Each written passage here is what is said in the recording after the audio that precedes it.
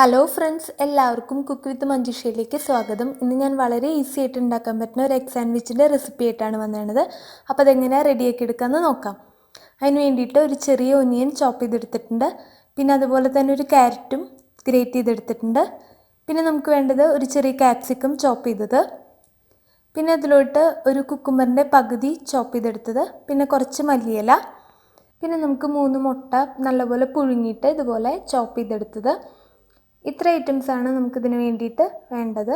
ഇനി ഇതെല്ലാം കൂടിയിട്ട് നല്ല പോലെ ഒന്ന് മിക്സ് ചെയ്യുക.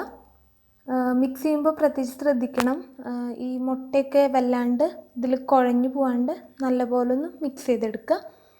ഇനി നമുക്കിതിലോട്ട് ഒരു 3/4 ടീസ്പൂൺ പെപ്പർ പൗഡർ ആഡ് ചെയ്യണം. പിന്നെ ഒരു 1/4 ടീസ്പൂൺ ഉപ്പ്. ഈ ഉപ്പിൻ്റെ അളവൊക്കെ നിങ്ങളുടെ ടേസ്റ്റിനനുസരിച്ച് മാറ്റം വരുത്താം. ഇനി ഇതെല്ലാം കൂടിയിട്ട് നല്ല പോലെ ഒന്ന് മിക്സ് ചെയ്തെടുക്കുക.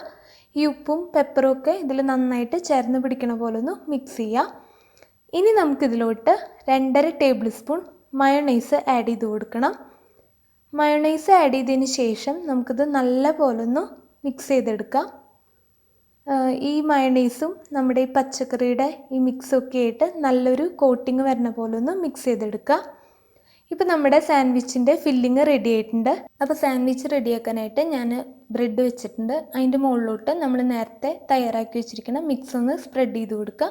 എല്ലാ സൈഡിലും നല്ല ഈവൻ ആയിട്ടൊന്ന് സ്പ്രെഡ് ചെയ്ത് കൊടുക്കുക. എന്നിട്ട് അതിൻ്റെ മുകളിലോട്ട് ഒരു ചീസ് വെക്കുക. ചീസ് ഓപ്ഷണലാണ്, ചീസ് ഇഷ്ടമല്ലാത്തവർ അത് വെക്കണ്ട. ഇനി അതിൻ്റെ മുകളിൽ അടുത്ത ലെയർ ബ്രെഡ് വെച്ച് കൊടുക്കുക. എന്നിട്ട് വീണ്ടും നമ്മുടെ മിക്സ് ഒന്ന് സ്പ്രെഡ് ചെയ്ത് കൊടുക്കുക.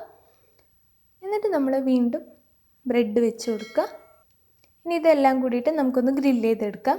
അതിന് വേണ്ടിയിട്ട് ഞാനിവിടെ ഒരു ഗ്രിൽ പാനാണ് എടുത്തത്. ഗ്രിൽ പാൻ ഇല്ലെങ്കിൽ നോർമൽ പാനിലായാലും നമുക്കിത് ചെയ്ത് എടുക്കാം. അതിലോട്ട് ഞാൻ ബട്ടർ നല്ലപോലെ ഒന്ന് സ്പ്രെഡ് ചെയ്ത് കൊടുത്തിട്ടുണ്ട്. ഇനി നമുക്കിതിലോട്ട് നമ്മുടെ സാൻഡ്വിച്ച് വെച്ച് കൊടുക്കാം. എന്നിട്ടിത് നല്ലപോലെ ഒന്ന് പ്രസ് ചെയ്ത് കൊടുക്കുക. അപ്പോൾ ഒരു 2 മിനിറ്റിന് ശേഷം നമ്മുടെ ഈ സൈഡ് റെഡി ആയിട്ടുണ്ട്. ലോ ഫ്ലെയിമിലിട്ട് കുക്ക് ചെയ്യാൻ ശ്രദ്ധിക്കുക. കണ്ടോ, ഇതുപോലെ ഒരു കളറാക്കി എടുക്കുക. എന്നിട്ട് വീണ്ടും മറ്റേ സൈഡും നല്ലപോലെ ഒന്ന് പ്രസ് ചെയ്ത് കൊടുക്കുക. നമ്മുടെ സാൻഡ്വിച്ച് ഇവിടെ റെഡി ആയിട്ടുണ്ട്. വളരെ ഈസി ആയിട്ട് എല്ലാവർക്കും റെഡിയാക്കി എടുക്കാൻ പറ്റുന്ന ഒരു സാൻഡ്വിച്ചാണ്. കുട്ടികൾക്കൊക്കെ ഇത് ഭയങ്കര ഇഷ്ടമാവും. അപ്പോൾ എല്ലാവരും ഈ റെസിപ്പി ഒന്ന് വീട്ടിൽ ട്രൈ ചെയ്ത് നോക്കുക. ഇഷ്ടപ്പെട്ടാൽ എൻ്റെ ചാനൽ സബ്സ്ക്രൈബ് ചെയ്യാൻ മറക്കരുത്. ഫ്രണ്ട്സും ഫാമിലിയൊക്കെ ആയിട്ടൊന്ന് ഷെയർ ചെയ്ത് കൊടുക്കും വേണം.